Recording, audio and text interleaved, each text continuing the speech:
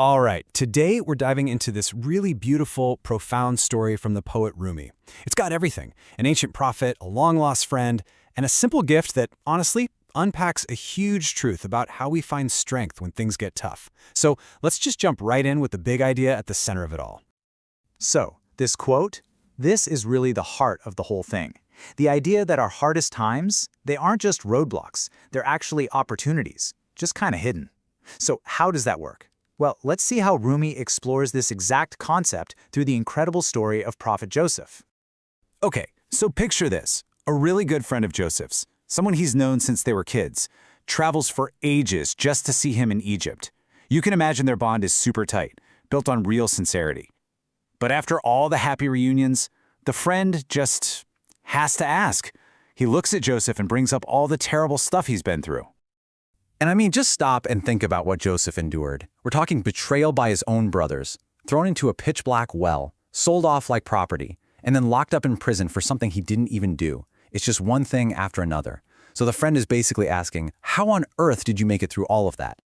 And Joseph's answer is just incredible. You'd expect anger, right? Or at least some bitterness.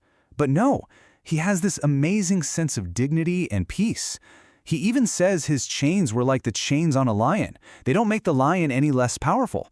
It shows this total, mind-blowing acceptance of everything that happened to him.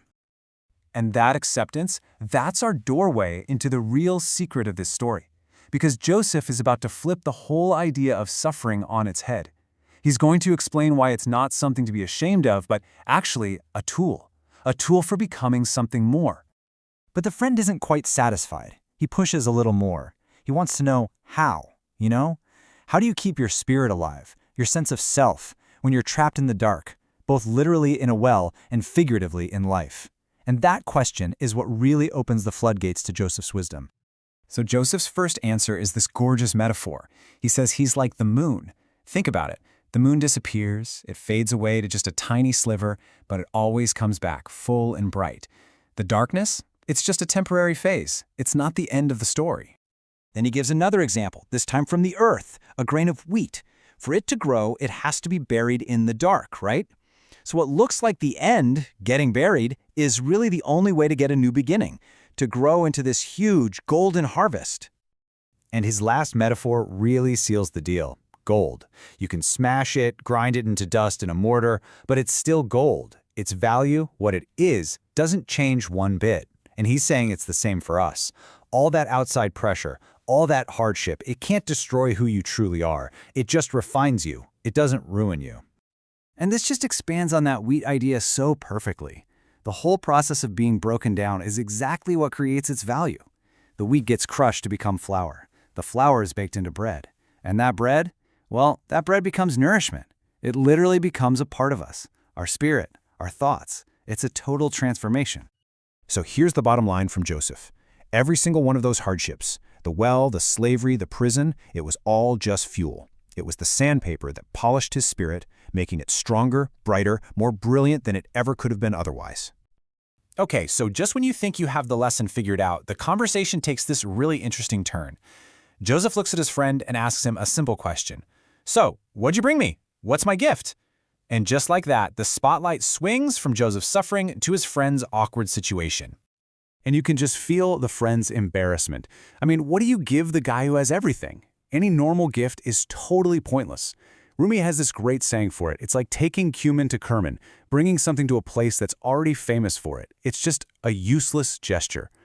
Whatever he gave had to be real. It had to be sincere. So the friend thought and thought, searched everywhere, and finally realized nothing you can buy is going to cut it. So he brings something totally out of left field, something incredibly simple, but also incredibly deep. And this is just such a brilliant moment. The friend pulls out a mirror, and he says, I brought you a mirror so you can see your own glorious beauty. Wow. The gift isn't an object to have. It's a tool to see himself. It's a gift of self-reflection.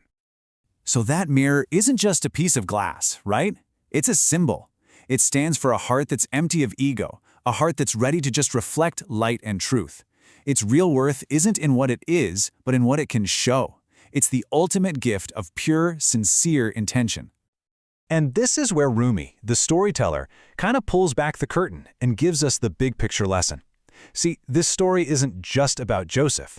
It's about all of us. It's about our journey to wisdom and how that journey always starts with humility.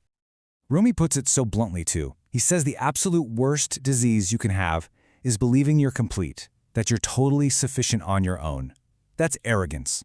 That's the belief that you've got nothing left to learn. He says that's what caused the devil's fall. The moment you think you're perfect, well, that's a spiritual dead end. Game over. So, what's the solution? How do we move forward? Well, it's a three-step process, really. First, you have to admit you're incomplete. You have to have that empty-handed feeling like the friend did. Second, you have to look at your flaws, see the impurities mixed in with your own gold. And only when you've done that can you actually be ready to learn and to grow. And the whole story wraps up so beautifully with Joseph accepting the gift. He tells his friend, "Your pure heart, this mirror you've brought me, it's more precious than anything else in the world." It just drives home the point that sincerity, that humble truthfulness, is worth more than all the gold in Egypt. So, if we boil it all down, what are the big takeaways here? 1. Adversity isn't just pain. It's a catalyst. It's what makes us grow. 2. The best gifts have nothing to do with money. They come from a place of pure sincerity. And 3. Wisdom doesn't start when you know everything. It starts the second you realize you don't.